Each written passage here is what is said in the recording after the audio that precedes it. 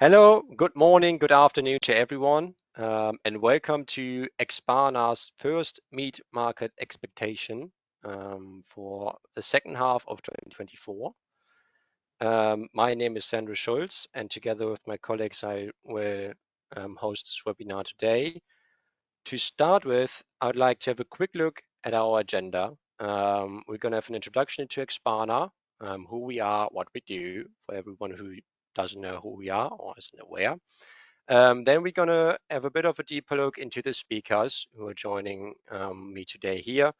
After that, we're going to dive into our markets, the US and the UK beef, followed by the EU and the US chicken, the EU and the US pork. And after that, we're going to have a bit of time for Q&A at the end. Please feel free to ask questions in the meantime. The slide deck is going to be available afterwards, as well as a recording of the webinar if you need to jump off early or if something comes up. That was going to be probably available about an hour after the webinar. You will receive that from our marketing team via email in your outbox, in your inbox. Now, with no further ado, have a quick look into who Expana is and what we do. Earlier this year, a couple of the leading food agricultural intelligence companies joined together to form Expana, including Mintech, Ernaberry, Feed Info, Tropical Research, and Strategic Grains. And with now more than 200 years of combined heritage and knowledge of the industry, we can provide more than 27,000 price series, over 500 forecasts, and a wide range of analysis and informations with the right depth and insights and knowledge across the global food and supply chain for our clients in the end. This empowers us and our clients to make the right decision for the people who feed the world and to make the decisions to feed the world. And with no further ado, I'd like to introduce now my colleagues here on the call. We have Gary Morrison, our principal price reporter for protein out of the US. He's going to cover the UK and the US beef market today. Then we have Rutika Gotka on the call here with us. She's our protein market reporter in Europe, based in the UK. She's going to have a look in the European and in the US chicken market. And last but not least, myself, Sandra Schulz, the European protein team lead, and I'm going to give a bit of an overview over our US and EU pork market. And now I would like to hand over to my colleague Gary with some interesting insights on the US beef market. Thanks, Sandro. Appreciate it and welcome everyone. Thank you for joining us today. I'm really excited to share some insights with you that you can bring back and make some insightful and impactful business decisions for your business. First, we're going to touch on the U.S. Beef market here today. So we're going to give you a little bit of an outline of what we're going to talk about on the next slide. And really, what we talk about here in 2024 is the contraction phase of the cattle cycle. Since the last induced contraction to peak to the next trough here from the last drought-induced cycle in 2008 to 2012. The record high cattle prices and how that's influencing the market. We've seen a contra-seasonal trend, and we're going to talk about this a little bit and what that's doing to price action in certain items. Record high cattle prices, really good demand for U.S. beef, not only here in the U.S. but across the world. But we're starting to see consumers stretch because of inflation and what items are value and versatile and what that's doing to buying patterns. The really strong lean trimmings demand and things that we're going to look for in the cattle cycle moving forward is heifer retention for herd rebuilding, because that could put additional stress on supplies, the live cattle supplies, as we're still seeing cattle's moving through the change and the slaughter levels peaking. So let's move on here, Sandra. Thank you. Now, what we want to set the stage for what we've been doing, over the last few years when we're talking about where we are. First we came out of the COVID pandemic, and we saw supply chains disrupted, and then we had a labor shortage because of it. And really what's been happening ever since is we've been talking here in the US and around the world is about inflation. It's been inflation, inflation, inflation.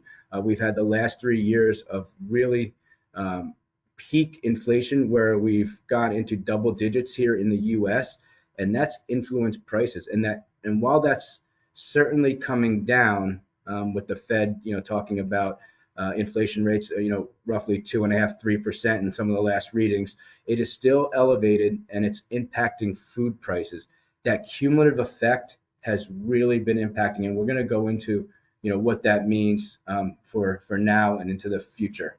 But really, when we start our discussions here in 2024 is cattle supplies on the beef side. So January 1, 2024, there was 87.2 million head of cattle and calves on U.S. farms.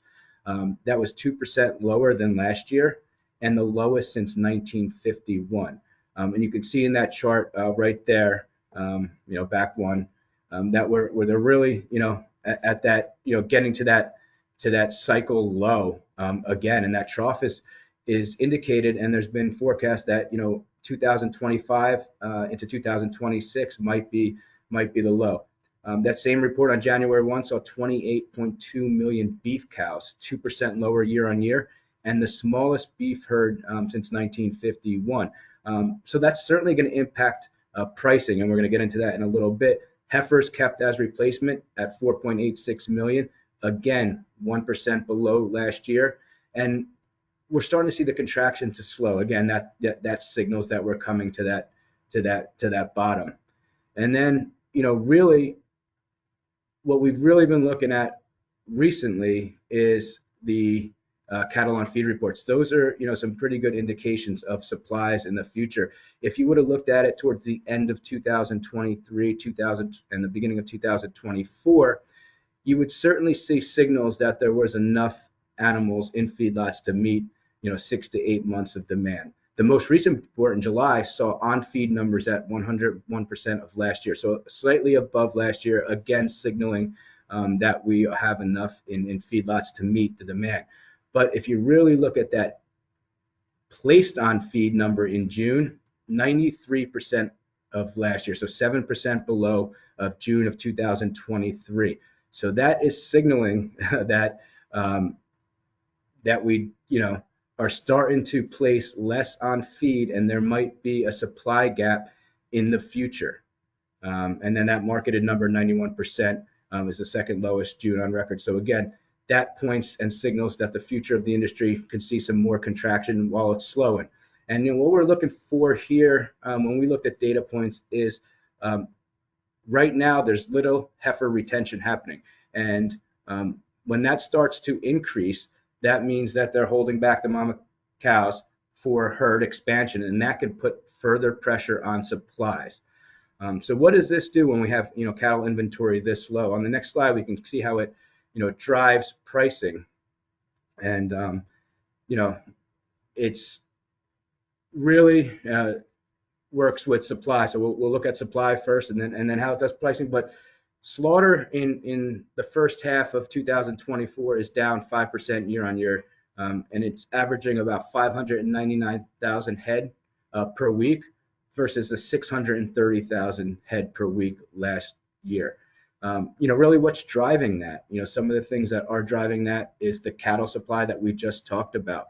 It's been a really tough margin environment for packers over the last year. It hasn't been the same as it was from 2021 to 23, where they really enjoyed a high margin environment. It signals to us that the slaughter is likely going to continue to decline given supplies and that margin environment. And again, the major thing that we'll be looking at is heifer retention. But on the other side, look at the weight chart on the bottom there. We are running at historical seasonal highs. We're averaging about 30 pounds higher year over year, and it's really contra-seasonal.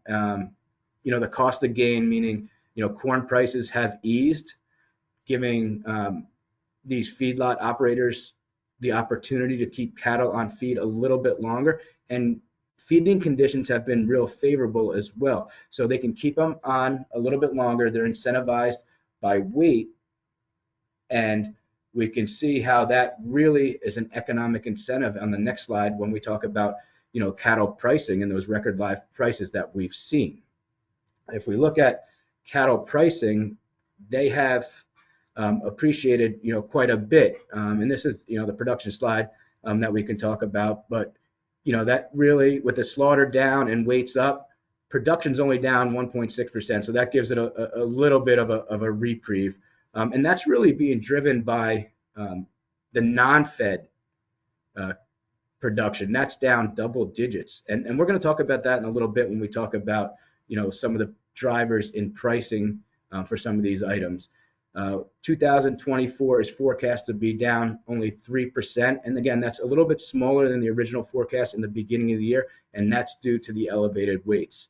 And again, now we're going to get to cattle prices where, that's the economic incentive for these cattle feeders to keep them on. So the top chart right there, the green line is the National Direct Cow Market Cutter 90% lean, and hit a record in mid-July at about $3.05 a pound, and we continue to move higher. Even live cattle prices, early July, near record of $1.95 per pound, and they continue to move up. And there's a really strong incentive to sell, but that incentive comes with a few more days on feed to give them a little bit more money. And we do have continued tightening signals in the cattle market, so that should be supportive for cattle prices. And what has that done to the cutout? If you can see, the choice box beef cutout is near 2023 levels, slightly above.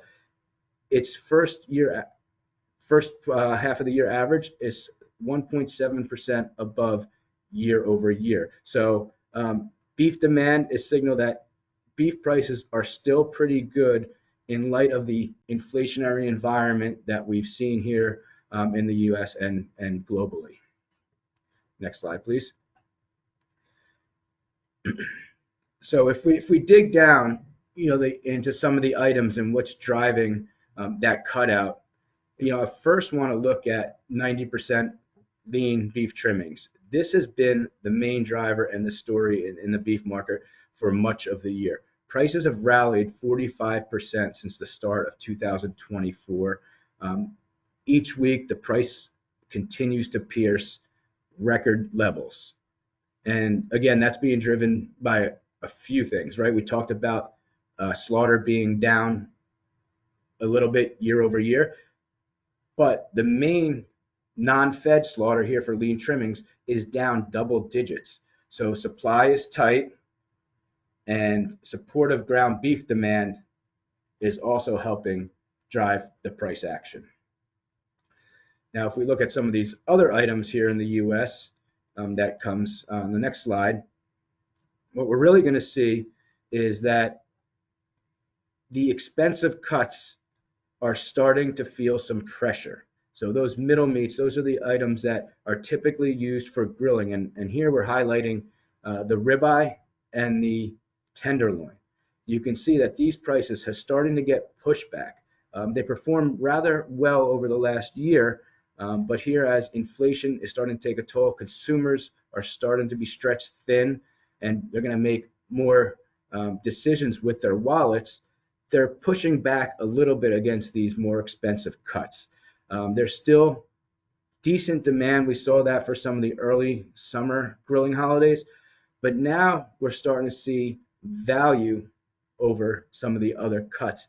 And when you look at things like strip loins or top butts, those prices have continued to remain elevated in light of some of the more expensive prices rolling over.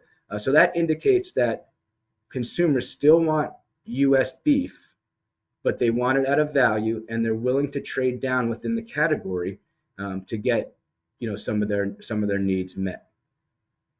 Next slide, please.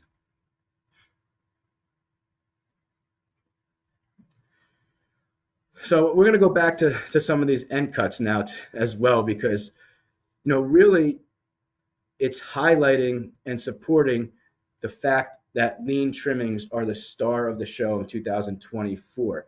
So if you look at the inside round or the peeled knuckle, you can see that prices seasonally are at record highs as well, and touching, or if not at, all-time record pricing. And that's driven by the need to supplement product for lean materials. So grinders can look to muscle cuts if they find it to be a viable alternative at price, grind them up and use them in their lean trimming formulations. Insides are up 6% year over year, and peeled knuckles are up 12% year over year, and they're hitting records just outside of the year 2020, and we might be even touching them right now. So the story so far, as we sit here right now in August 1st, is the first half of the year was driven by a lot of these value cuts. Consumers still want beef, and then the lean trimmings, anything that could supplement the lean trimmings market in the muscle cuts is also where people are focusing a lot of their attention. Next slide, please. And really the final, discussion I want to talk about here in the U.S. market, because we did touch on it, is that consumers are still willing to pay for beef. And if we look at the summary of retail prices, the all fresh beef retail price was at $7.96 per pound, May 2024. So retail stores are still featuring beef, and they're featuring beef at relatively high prices. They had a margin squeeze during COVID. They're trying to get that back, and as wage inflation has squeezed margins further into 2023 and 2024, they're trying to capture as much as they can. And if the consumers are willing to pay for beef, they're going to continue to charge it, and consumer demand is staying strong. Again, a lot of it's on some of those alternative cuts and some of the value and versatility, but we're still seeing strong U.S. demand in light of everything that's going on in the inflationary environment. So now we'll go on to the UK beef sector, and a lot of what we talked about here in the U.S. rings true as well for UK. Cattle supplies continue to be tight, just like we talked about here in the U.S., and that supports wholesale pricing. There is a competitive environment, so people are looking for value, especially with cheap imports entering the market, and the British pound has been stronger, which is also helping imports, right? So it makes it a little bit cheaper. Food service demand has waned a little bit given the weather and inflation over there in the UK. And I know that the Bank of England just dropped rates this week to try to spur a little bit as well. So in the first slide, we're going to kind of highlight what we've talked about in terms of supply here in the U.S. And as of the end of last year, December 1, 2023, the UK breeding cow herd was 2% smaller than the year before. The heifer slaughter, again up slightly, is pointing to a longer term domestic beef reduction right now. Prime cattle is forecast to rise by 1% in 2024. So the end of this year, prime cattle slaughter is going to be up. But the total cattle population data points to supply reductions in the final quarter of this year. And that's, driving UK beef production, which, beef and veal up slightly first half of the year, but forecast for the whole year is at largely stable level. So that means that's going to accelerate the decline in the back part of the year. So what's that doing to prices? And we can see on the next slide, it's a similar story to the U.S. beef industry. Those expensive cuts like beef fillets are certainly getting some pushback. And you can see on the top left chart that 2024 has, rode a little bit below the prior 2 out of the prior 3 years. Tighter consumer wallets, adverse weather, certainly affecting those prime expensive cuts. But the value items, beef ribeye roll, brisket, are certainly supported by pretty good beef demand and certainly by the tight cattle supplies that we've seen. So people are still looking for value.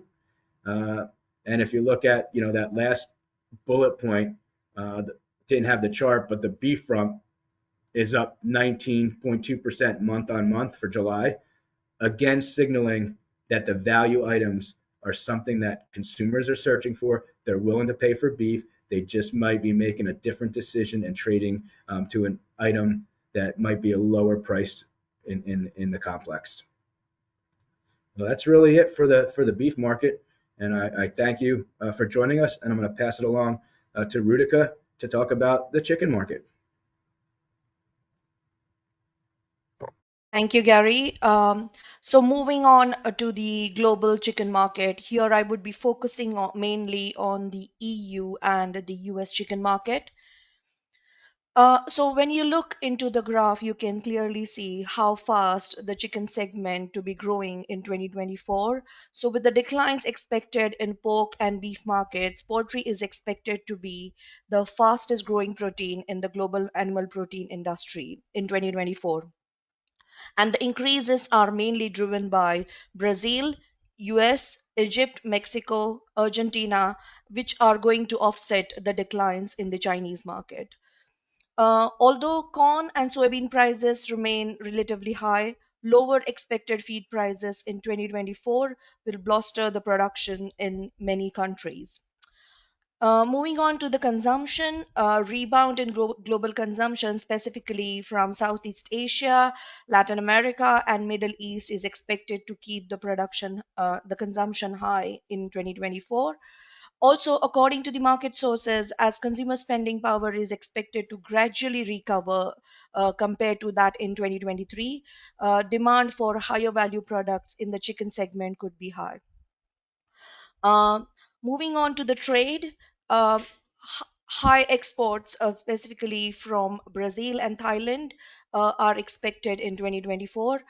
Brazil's commercial plants continue to be free from the HPAI, that is avian influenza, which allows shipments to flow unhindered to many countries without any trade restrictions. By continuing to focus on the halal market, specifically for the Middle East, and increasing production diversity, Brazil will make gains across the wide range of markets. One of the factors which we need to concentrate on here is the outbreak of the Newcastle disease, which was recently witnessed in Brazil in July 2024. Although the Brazilian government has declared the end of the disease, um, the World Organization for Animal Health has yet to comment on the elimination of the viral disease in the Brazil. So that is one of the factors which could be responsible for fluctuations in the Brazilian exports. Another factor, such as the processed chicken trade demand, is expected to be low, particularly from the food service sector, and the Ukraine and Russia war, which continues to disrupt the supply chain in the Europe. Um, these could be the factors which could affect the global trade. In terms of imports, the global demand remains relatively firm, with no major shifts expected in the key import markets. However, demand from China, which remains one of the key importing markets, and the import bans related to the AI could play a role in the fluctuations in the imports. Moving on to the next slide. So, diving into the EU chicken market, um, as you see on the left-hand side graph, EU chicken production is projected to rise 1.7% year on year to reach 13.6 million tons in 2024.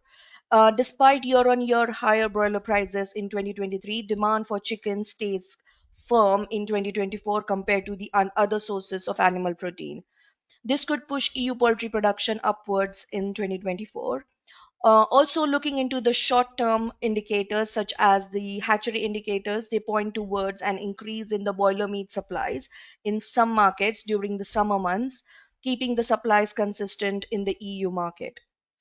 Similar to the EU production, EU consumption is expected to increase by 2.2% year on year to reach 12.6 million tons in 2024, which could be supported by retail sales and consumption, and also the food service sector demand.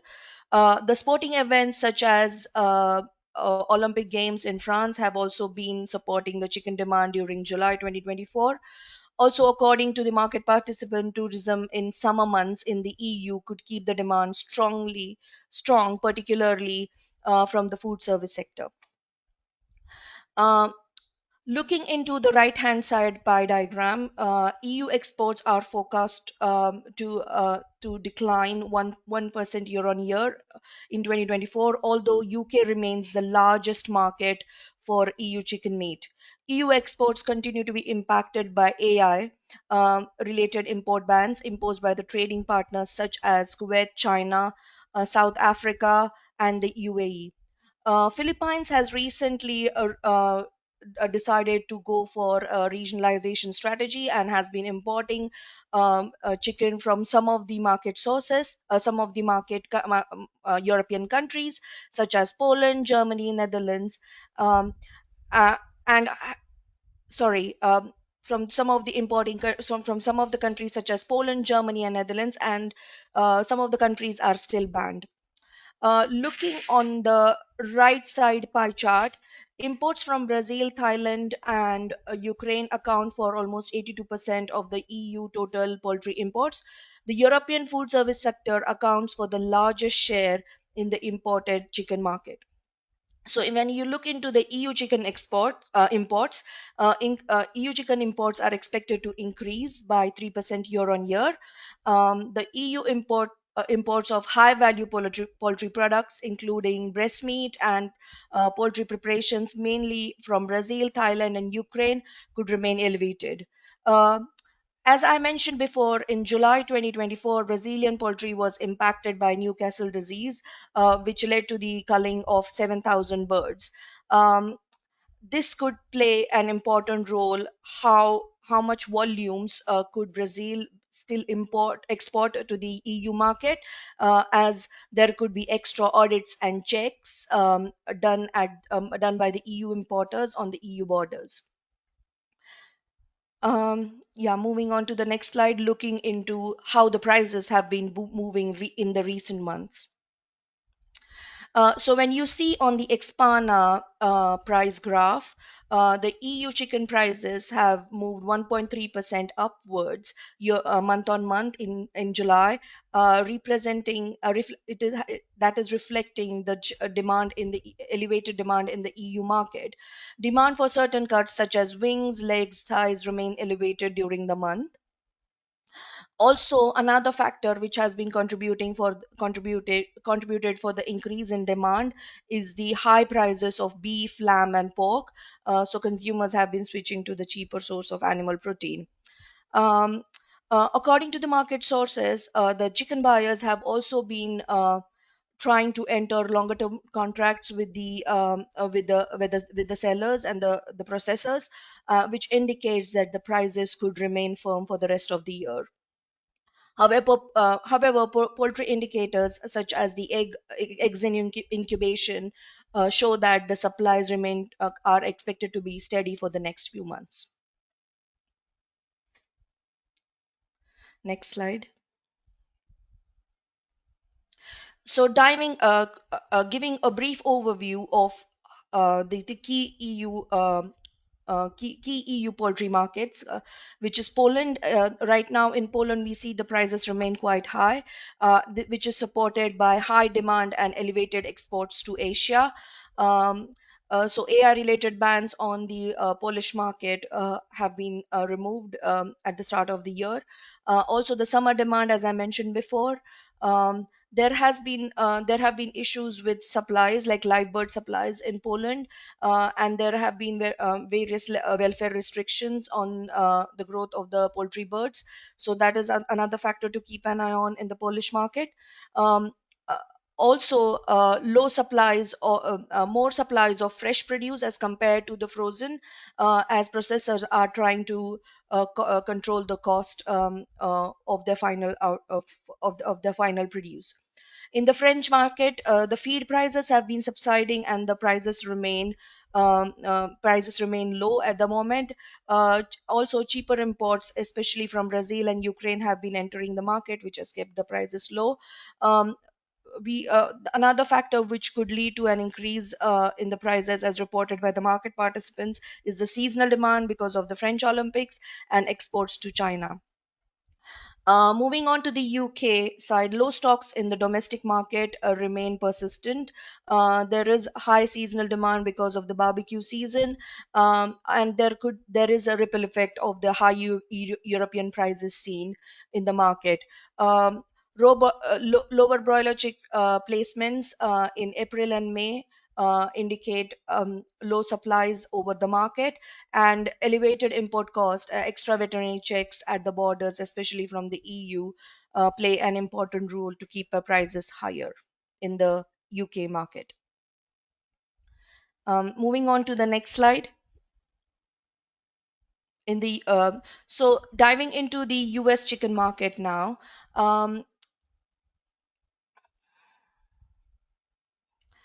As you see on the hand side graph sourced by USDA, US chicken production is expected to reach 46.78 billion pounds, an increase of 1% approximately year on year, as a result of heavier trending live weights in conjunction with the expansion in the hatch. While broiler egg set and chick placements are both expanded above the year ago readings, some average hatchability has been slow to rebound. Similar to the production, the chicken consumption in the US is also expected to increase. On the exports front, according to the USDA, US chicken exports during 2024 are projected to decrease by 7%, bringing the annual forecast to 6.7 billion pounds. This downturn in the annual outlook is a byproduct of decreases in shipments to Taiwan, China, Cuba, and the Philippines. So, looking into the recent price movements in the U.S. chicken market, as you see on the Expana price graph, line graph on the left side of the screen, the US chicken prices reach 1.16 USD per pound, down 7.9%, almost 8% month on month. There are several factors which play a role to drive the prices. One variable being the supply. We have seen a gradual rise in the hatchery figures. When combined with the sluggish and price sensitive demand, this has caused a price pressure throughout the month of July. On the demand side, weak demand from the traditional distribution channels and the retail channels, and weaker exports, which were down 10.3% year on year in July, has led to the bearish price trend in the US chicken prices. Next slide. So overall, for the global chicken market, I would like to highlight few drivers. Uh, One of them being the most important driver being the feed cost, which is corn, soybean, and wheat, which are associated with the feed production. So as you see on the in the table on the right hand side, the feed costs, which account for 67% of the overall chicken production. This is one of the key factors to keep an eye on. Though in July, both EU and US feed grain prices have witnessed a downturn, or they remain stable in most of the markets. However, given the harsh conditions in Russia throughout the growing season and some market players, um, there are market fears that the harvest in Russia could be declining. Furthermore, there could be tight supplies and stable demand from Ukraine, which could lead the rising in the Ukrainian corn prices. Another factor is which is the energy cost, which have decreased in 2024, but they remain elevated compared to the previous year's average. So that is another factor to keep an eye on. On the inflation side, though inflation rate in the EU and US have softened in the last few months, um, they somehow remain elevated. And when the inflation increases, we have seen that the consumers, they switch to the cheaper source of animal protein, which is most affordable to them, which is chicken. So that is another factor to keep an eye on. Then the Ukrainian chicken exports to the EU market, which has been flooding the EU market in the recent times. Also, very important factor which could affect the supplies in the EU is the EU regulations, the European chicken commitment, and other welfare restrictions that, such as restrictions on the uh, restrictions on the area, the growth area of the chicken production for the per square meter. There are several restrictions, and also the European governments have been promoting slower growing varieties. This could affect the supplies in the short to medium term. And last but not the least, both in the EU and US market, the diseases coming into focus, such as the highly pathogenic avian influenza and some other diseases which we saw recently, such as Newcastle disease coming in, they could impact the overall supplies in the global chicken market. So that's it from my side. Thank you.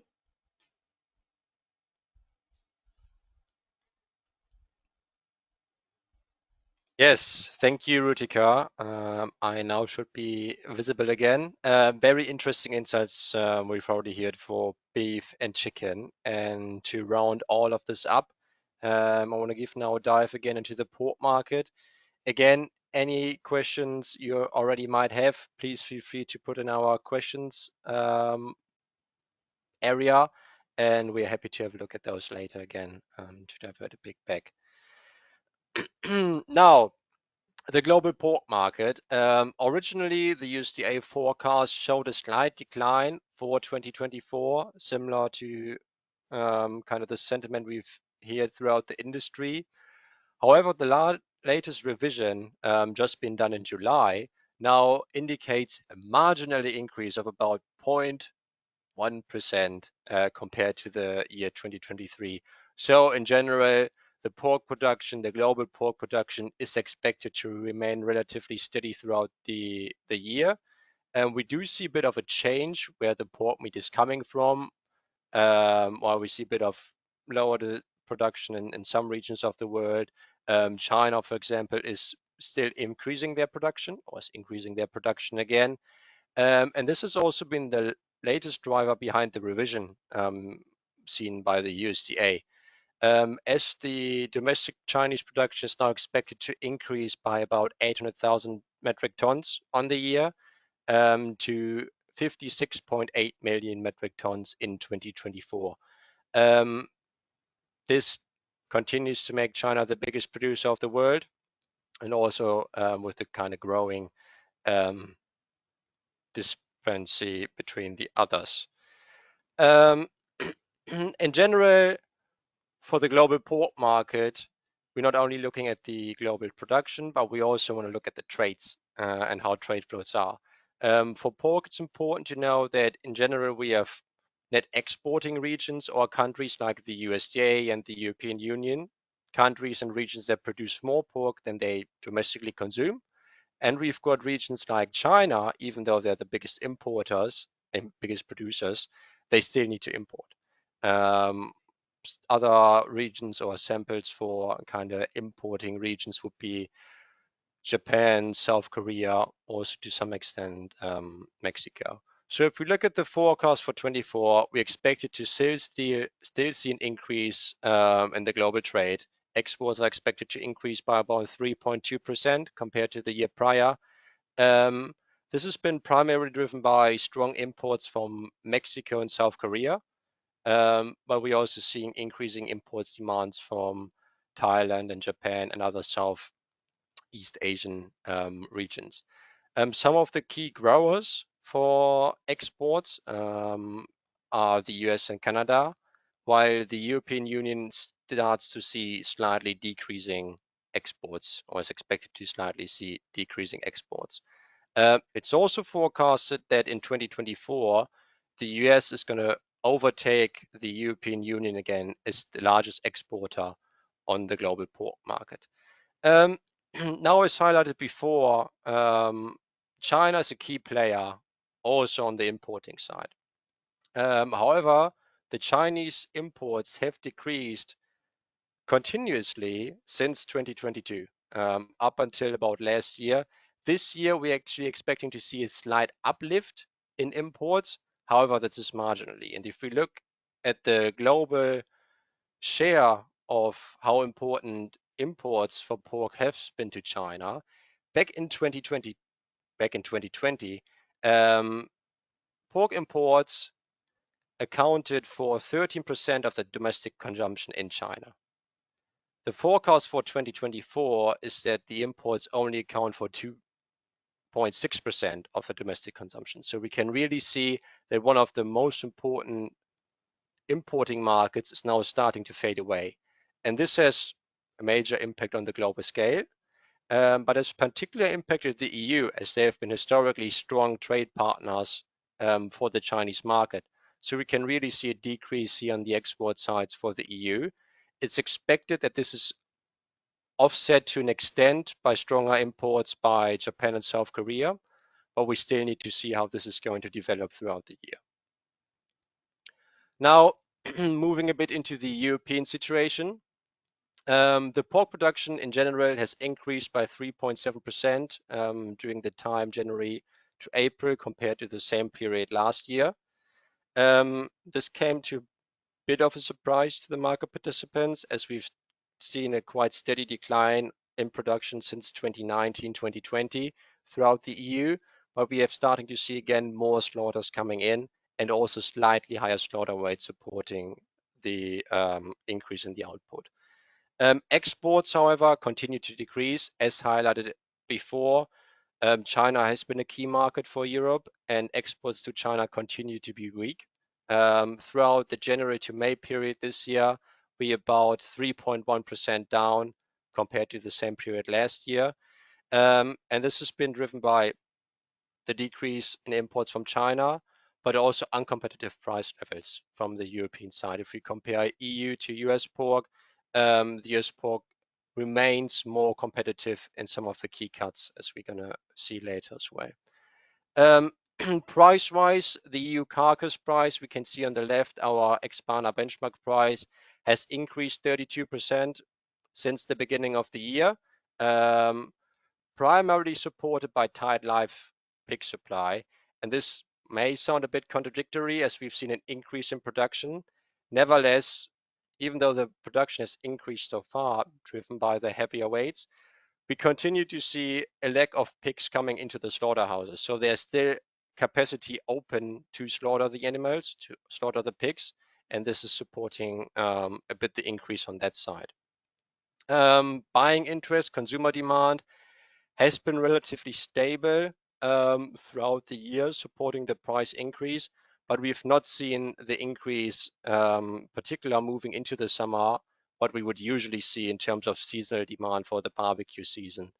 So this is kind of lagging a bit behind, topping off or limiting the price increases we've been seeing at the market and leading us to a relatively steady sentiment since about February, March of this year. There's still uncertainty surrounding ASF in Europe. We've seen outbreaks across Germany again, but also continue to see outbreaks in Poland and Eastern Europe. We don't really see that many cases within the industry, so within farm-raised pigs, it's more around the wild boar, but it remains a concern across the industry to see how that situation is going to develop. Now, having a bit of an outlook into the second half of the year, we see a bit too steady to lower, slightly bearish undertone for the second half of the year. We expected to see the seasonal demand increasing a bit further until about the end of August, but then it's expected to see a decline coming in throughout the second half of the year. Demand expectations outside of the seasonal products like grilling items is expected to be relatively mixed, kind of in line with normal seasonal levels. We have not really seen strong retail promotions so far this year, and we also are not expecting to see strong retail promotions during the second half of the year, which is slightly eating out. Another big topic still in Europe is food price inflation. We've heard that before from my colleague Rutika, which is eating out a bit on the consumer wallets, reducing a bit of the buying power there, which could further lead to a switch from pork to chicken as a cheaper alternative. Otherwise, we see a relatively adequate supply for the current demand levels, which is expected to add further downward pressure on the market. Now looking a bit into the cut situation. On the left side, we can see 3 of our benchmark prices for pork cuts, 2 for trimmings, 80s and 50s, as well as 1 for pork shoulder. In general, we can see a pretty steady market so far this year. But then if we go into the summer months, June and also July, where we usually start to see this really the support of the seasonal buying interest, we can see a drop of prices throughout basically all 3 of our cuts here.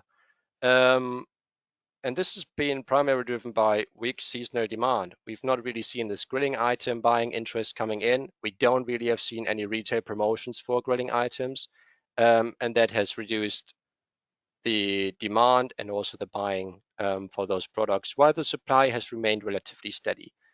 A similar situation for trimmings. Trimmings primarily used in the production of sausages, ready meals. We've also seen here a relatively steady demand during the first half of the first half of the year, so during the first quarter, and then we started to see a bit of tighter supply moving into the start of the second half of the year. So during early July, supply have tightened slightly for the trimming markets, but we've come through this area now, and now we start to see again a bit of a bearish sentiment. Sufficient product is available on the market for trimmings across the 80s and also for the 50s. And now we really start to see that the mixed weather conditions during the early parts of the grilling season has reduced the demand for grilling sausages. So there's still some leftover supply from this in the industry. So the tail end demand for trimmings now in the later parts of the season is really starting to slow down. Now, having a quick look into the US market, the US pork meat production increased about 1% January to May compared to the year prior. Interesting to see is the strong price increase. If we compare the latest price of July to the start of the year, we are up about 81%. And this has really been driven by strong demand for the animals, but also elevated pork wholesale prices across the US throughout the year. The grilling season, similar to Europe, has supported the pork demand during the late first half of the year. This has kind of supported a real market hit during May for the carcasses or for the cash hocks during that time. Otherwise, another strong price driver for the strong price increase you have seen so far is the tight supply of frozen pork. Inventories across the US remain at historically low levels, really supporting now the increase on the pork side further. Exports have been relatively solid so far this year, a slight increase of 6% compared to the year prior, which has been primarily driven by strong exports from the Mexican market. And here we can see particularly strong buying interest for bone and hams and grilling items on that part. The market expectations for the remainder of the year or the second half, we have a bit of a steady to bearish undertone for the early part of the second half, with the grilling and barbecue season now wrapping up. It's expected to see prices starting to decline slightly, and this has been also supported by fully adequate supply. So the availability of pigs and pork meat is sufficient, even though frozen inventory levels still remain at historically low levels. Demand in general is expected to be mixed during the couple of months ahead onto the remainder of the year. We don't really see any strong indications for a strong demand cycle during the second half of the year, but also with still concerns surrounding the inflation, we expect to see consumers remain interested in buying pork cuts throughout their grocery shoppings. we've expect to see a bit of more seasonal increase again during the second half of this year, or during the second half of H2 coming up again, but that's still a bit out if we then look into some of the holidays coming up in the US. Price-wise for cuts, unlike the EU market, which has been relatively steady with a drop-off during the last couple of weeks, the US market has been quite volatile so far this year, and we've seen a quite strong price increase, particularly now during the summer months, during the last 6 to 8 weeks, I would say. If we look at bone and ham, as mentioned before, we have continuous strong buying interest from Mexico, really supporting the market on that side. Otherwise, we are starting to see more that pork ham is function as a cheap alternative for the elevated beef ham prices, or for the elevated beef ham. So while Gary has mentioned that we're seeing some consumers trading down within the beef category, we also start to see a bit of trading down from beef into pork for those certain cuts on that side. Otherwise, also the trimmings, they've been trading higher. The 42 trimmings in the US have been supported during kind of the first half of the year by elevated hog weights. So we had more fats coming in, or more fatty trimmings coming into the market. But those supplies have now dried up with more lighter weights coming in, tightening the supply on that side, and also strong seasonal demand for trimmings for the hot dog production. Now moving into the 72s to kind of round the things up for the trimming market. As mentioned before, demand for the trimmings is supported by the summer holiday period. Hot dog buying interest is quite strong. So that's supporting also the demand for the 70s. Supply in general for the 70s has been more steady, as it's a leaner cut, leaner trimming cut. We don't have that kind of movement as we have on the 42s. So we have a bit more of a stable sentiment on that side. Now, this is concluding the presentation part from us, and I would like to move into the Q&A session. However, I have been informed that we are not able to see the questions at this stage. So I would like to apologize for that. And we will be coming back to everyone who has got a question after this webinar via email. We've got everything in the system. It's just currently not showing up on my screen, so I'm not able to read them out loud. We still appreciate the attendance for everyone today. As mentioned before, we are going to send out the recording about an hour after the webinar, and also the slide deck is going to be made available for everyone interested. If you've got any questions, please feel free to reach out to us or to my colleagues, and we're happy to answer any additional questions you've maybe not asked so far. So thank you so far, and enjoy the rest of your day. Thank you, everyone. Thank you.